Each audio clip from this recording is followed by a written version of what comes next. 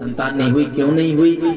तो इस प्रश्न पर जब राजा परीक्षित ने कहा कि उनके पुत्र नहीं, अरे भोले बाबा तो दूसरों को संतान देते हैं।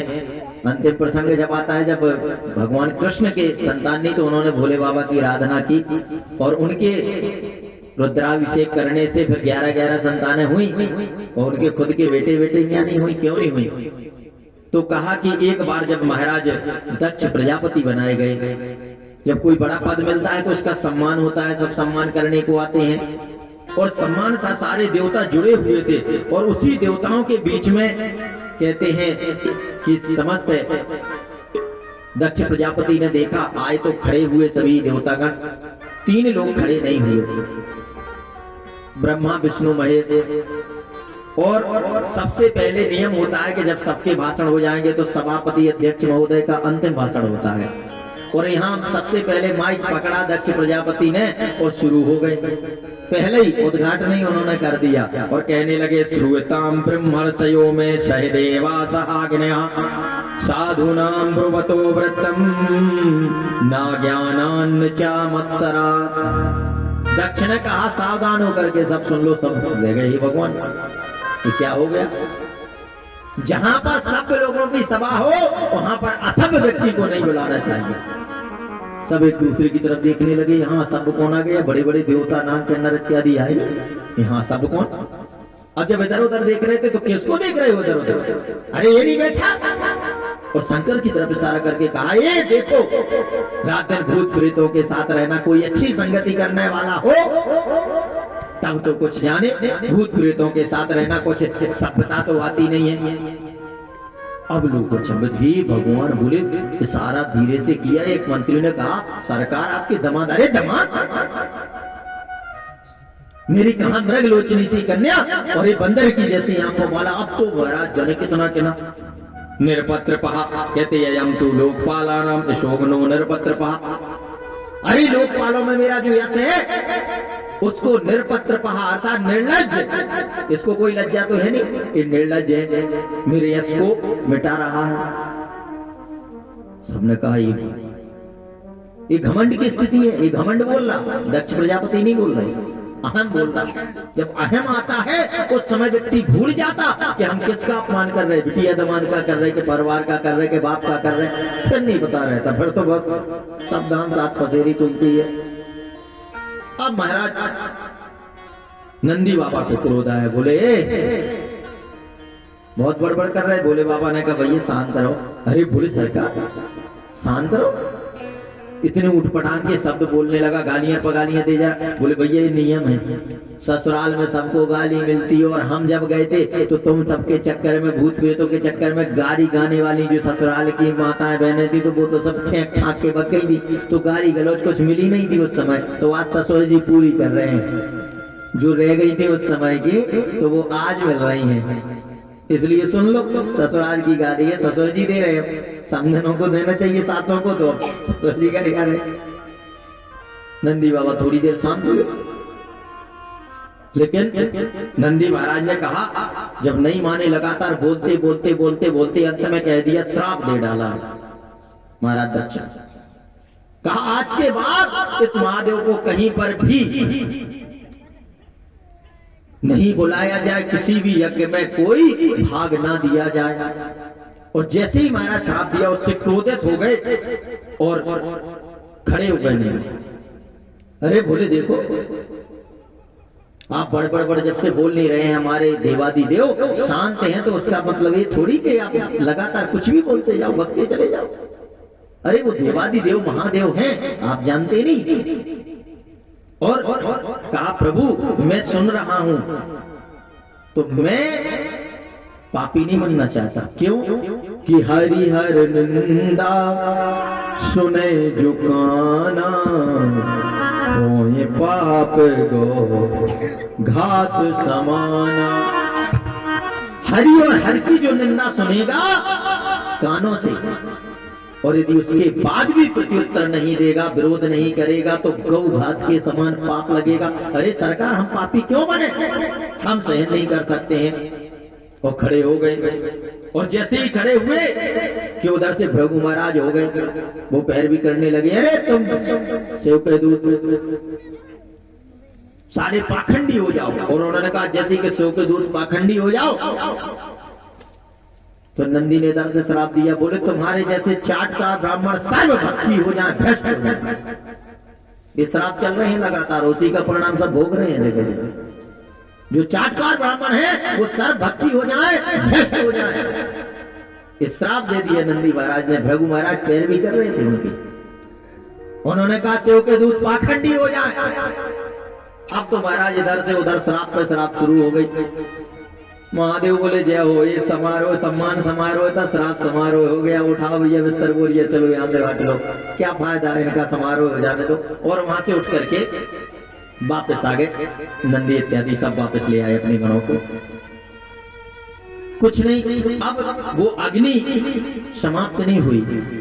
दक्ष प्रजापति की क्रोध बना रहा, मन में आवेश रहा, और उस घमंड को अपने दिखाने के लिए फिर आयोजन किया यज्ञ का। सारे विश्व भर के जितने ब्रह्मांड के देवता हैं सबको निमंत्रण दिया, लेकिन बिटिया दमांद को नहीं दिया। और ये जगत का नियम है, विश्व का नियम है, सिर्फ एक का नहीं, पूरे विश्व। आपकी जिनसे बनती ना हो, कुछ खटपट हो जाए और पड़ोसी को पता चल जाए जिनको, तो जरूर आपसे पूछेंगे भैया चलना नहीं है पिपरा निमंत्रण में। क्यों? अरे वो खला का न्योता आया था, उन्हें पता है इनकी बनती नहीं उनसे। अरे भैया हमारे पास, अच्छा कार्ड नहीं आया, हमें पता नहीं था, हम सोच रहे थे कि जानबूझ के आपकी पड़ोसी से नहीं बनती है, जाके आपके घर में जूता उतार के चलो भैया उनके यहाँ चलना नहीं, सामने आपके। वो कह रहे उनके यहाँ अनजान नहीं है हमारी। अच्छा, तो जानबूझ के कुरेदेंगे। देवता ऊपर से ही गड़गड़ गड़गड़ करते हुए विमान जा रहे हैं, हिमालय ऊपर पर्वत ही से निकाल रहे हैं बार बार। सती जी ने कहा प्रभु आज बड़े विमान जा रहे हैं, कहाँ क्या है? हाँ देवी कुछ नहीं। अब देवांगना कहता है, देखती है, अरे देवी कहाँ जा रही हो? अरे तुम्हें नहीं पता, तुम्हारे पिताजी ने इतना बड़ा यज्ञ का आयोजन किया, वो नहीं चल रहा, आपको निमंत्रण नहीं मिला क्या? सती ने कहा अरे हाँ हाँ आ रहे हैं हम, पहुंचो। अब कहते हैं महादेव से, प्रभु आपको नहीं पता? हाँ पता तो है, फिर आपने बताया नहीं। वहां पिताजी यज्ञ करा रहे हैं। हाँ देवी करा रहे हैं, तो जाना नहीं? बिल्कुल नहीं। क्यों नहीं जाना है? कोई निमंत्रण आया है क्या? लो आप भी जाने क्या सोचते रहे? तो बसे तो है हम पहाड़ पे। अरे भेजा भी होगा तो कोई अच्छा डाकिया होगा, किसी के घर में कोई काम होगा तो तुम्हारे यहाँ कौन देने आएगा इतने दूर? हो सकता नाक आंख वगैरह कोई लेट हो गई हो। और कई बार ऐसा भी होता जो अच्छे खासे सगे रिश्तेदार हो, ज्यादा भड़बड़ी में वो ही छूट जाते हैं। सबको दे दिया और पता चला सगा बिटिया दामाद को निमंत्रण ही देना भूल गए। सगे मामा को कार्ड नहीं पहुंचा, बाकी सबको पहुंचा दी, उन्हीं से सलाह लेते रहे शुरू से अंत तक। तो ऐसा भी तो हो सकता है महाराज, हो सकता है उनको ना याद रहा हो, लेकिन ऐसा कहीं हो सकता है कि अपने बिटिया दामाद को, अरे हम उनकी लाडली बिटिया हैं। देवी बात ये नहीं है, यदि प्रेम हो, स्नेह हो तो वहां जाना चाहिए। तो ऐसी कौन सी बात हो गई? तब फिर बताया, ओहो ससुर दामाद में इतने दिनों से खटपट चल रही हो, हमें आज तक यही नहीं पता था। अरे प्रभु अब तो जरूर चलना चाहिए। क्यों? अरे नहीं जाओगे तो और अधिक मतभेद बढ़ेंगे, इसलिए चलना, और मैं सब मना लूंगी, पिताजी को कह लूंगी। महादेव ने कहा देवी बात ये नहीं है, जहां पर व्यक्ति के अंदर अहम है और स्नेह नहीं है कि आवत ही हर से नहीं, नेनन नहीं सने, ओ तुलसी तहां न जाइए, चह कंचन बरसे। जहां आप पहुंच रहे हैं किसी के यहाँ और आपके पहुंचते ही वो हंसते नहीं है, प्रसन्न नहीं होते हैं, तो आपको वहां नहीं जाना चाहिए। किसी गरीब के घर में जाओ, आपके जाते ही उसको प्रसन्नता हो गई, अरे भैया बहुत सुंदर रहा, और वास्तव में सच्चे हृदय से वो तुम्हें चाह रहा है, तो वहां अवश्य जाइए। कोई करोड़पति है, आप पहुंच गए सामने, तो आपसे बड़े उससे मिले, वो अंदर बोले बना तो दो कप चाय, आ गए हैं खोपड़ी खाने चले जाते हैं, जाना कहाँ से, अब आ गए तो पिलाई दो। भीतर जाके कह रहे, बाहर आके अरे भैया तुम ही को याद कर रहे थे, छाती से लग जाओ, बहुत अच्छे लग रहे हो। जिन इस तरीके का भाव जहां वो जाने लायक जगह नहीं। तो कहा देवी वहां स्थिति ये नहीं है, इसलिए जाते और अवश्य जाना चाहिए, लेकिन आज उनके अंदर स्नेह नहीं है। लेकिन जो विधि का विधान होता है, परमात्मा की जैसी इच्छा होती है उसको कोई टाल नहीं सकता। कहते हो यही वही जो राम रच राखा, वो कर तर्क बड़ा वह साखा। राम रच राखा, वो कर तर्क बड़ा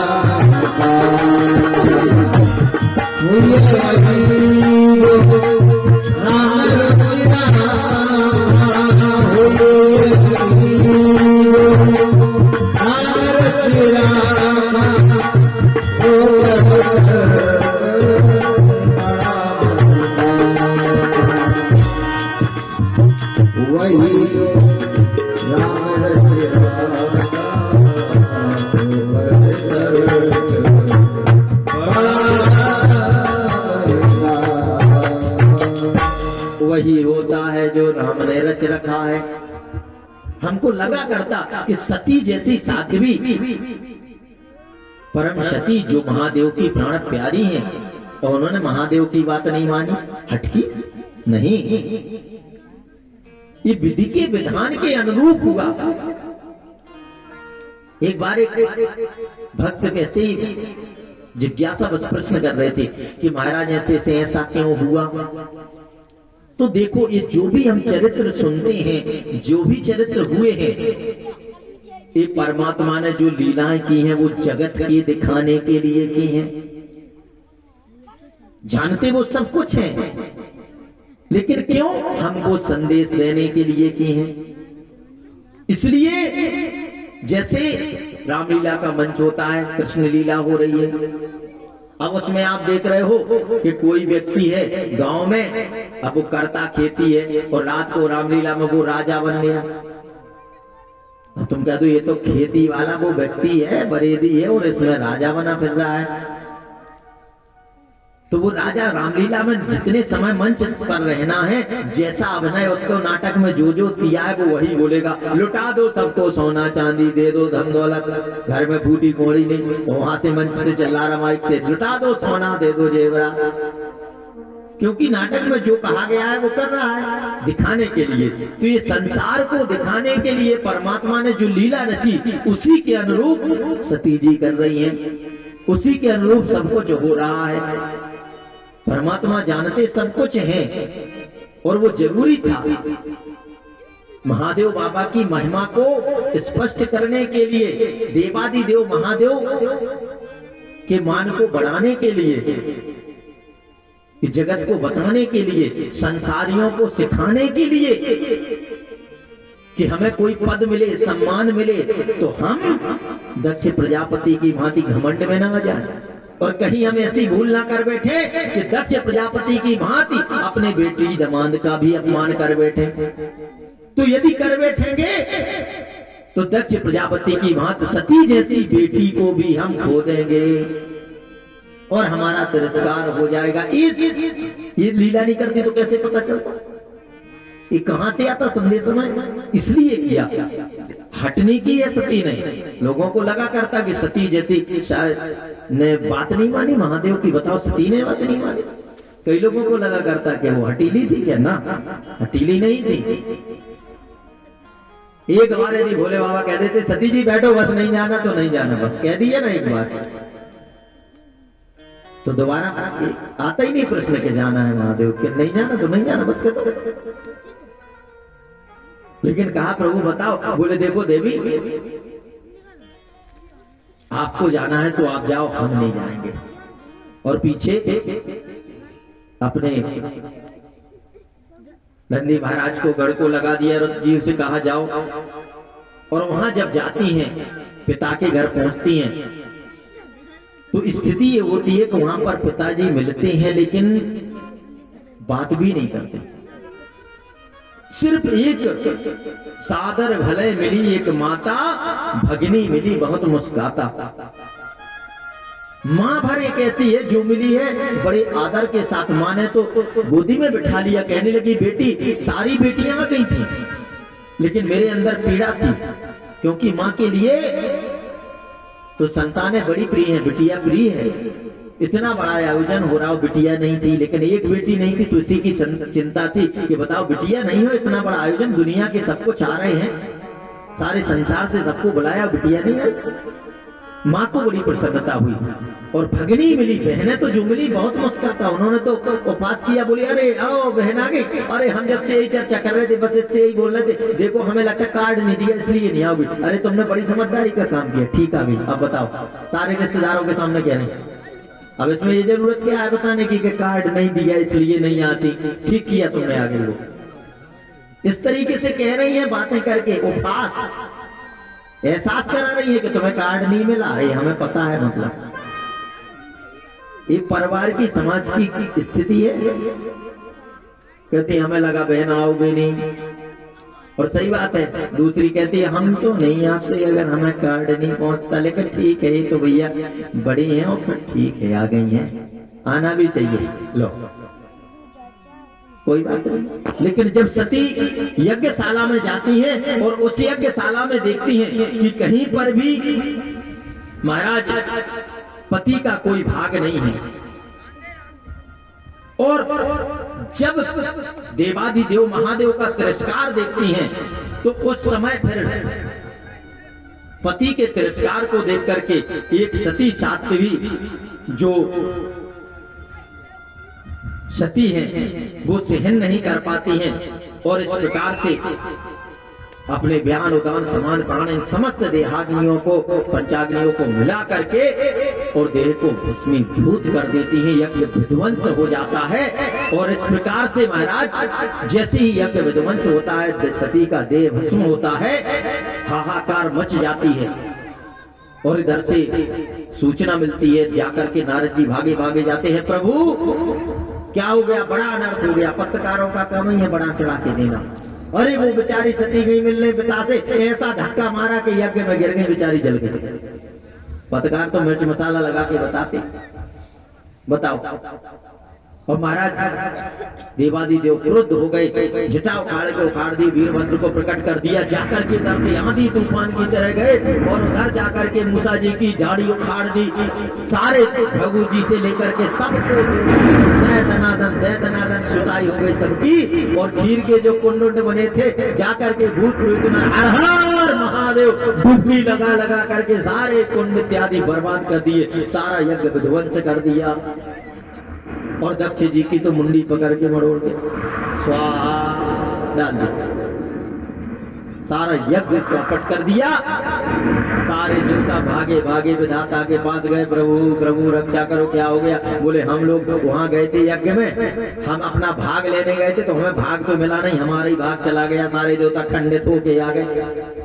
ब्रह्मा जी ने कहा रे तुम्हें बताओ वहां पर ब्रह्मा थे, बोले नहीं, बोले विष्णु थे, बोले नहीं, बोले महेश, बोले नहीं, बोले हम तीन नहीं थे, तो तुम किस काम के लिए गए थे। जहां हम तीन का आदर नहीं, हम तीन पहुंचे नहीं, तो तुम किस काम को गए थे। जहां तीन ना देखे वहां कभी नहीं जाया करो आज के बाद। ठीक है अब क्या करें सरकार, बोले चलो उन्हीं से मिलो। तो चल करके देवाधिदेव महादेव के पास गए, प्रार्थना की, प्रभु प्रसन्न हो गए और कहा कि ठीक है। बोले हमारा हम कैसे जाएं, बोले यज्ञ में प्रभु जाया करो, बोले कैसे जाए, हमारा भाग ही नहीं है कुछ। आज से बोले प्रभु जो शेष सामग्री बचेगी वो सब आपकी है, और इसलिए यज्ञ में ये नियम है, यज्ञ हो कोई भी हो, यज्ञ की जो भी सामग्री शेष बचती है वो रुद्र भगवान की होती है, और रुद्र भगवान की उस पर अधिकार रुद्र जी का होता है। और इसलिए बड़े बड़े यज्ञ आयोजन करा के इसका बिल्कुल प्रत्यक्ष प्रमाण इसलिए देते हैं कि ताकि समझ आए कि देखो ये शास्त्र कह रहा और इसका परिणाम ये है। उसके परिणाम जब तक लोग चर्चा नहीं करते तब तक लोग इसको ऐसे ही समझते रहते हैं।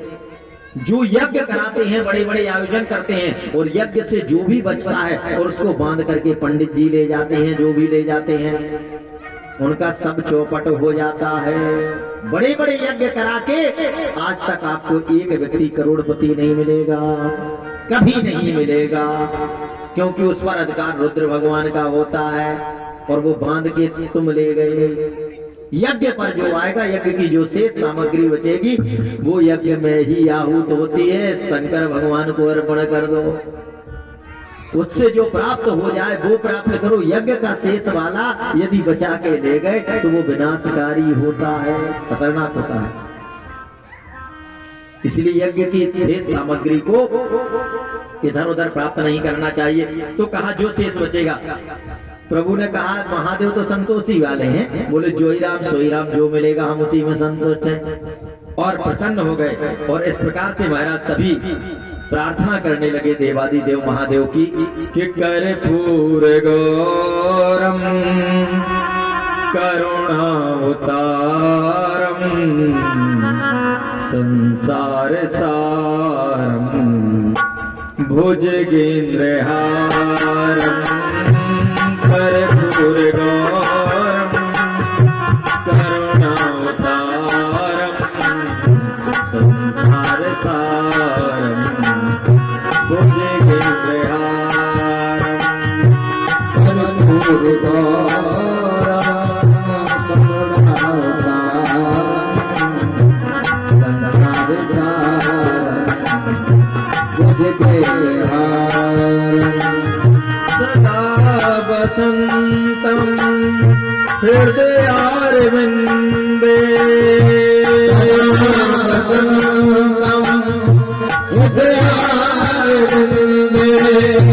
भवं भवानी सहितं नमामि भवं भवानी सहितं नमामि कर्पूर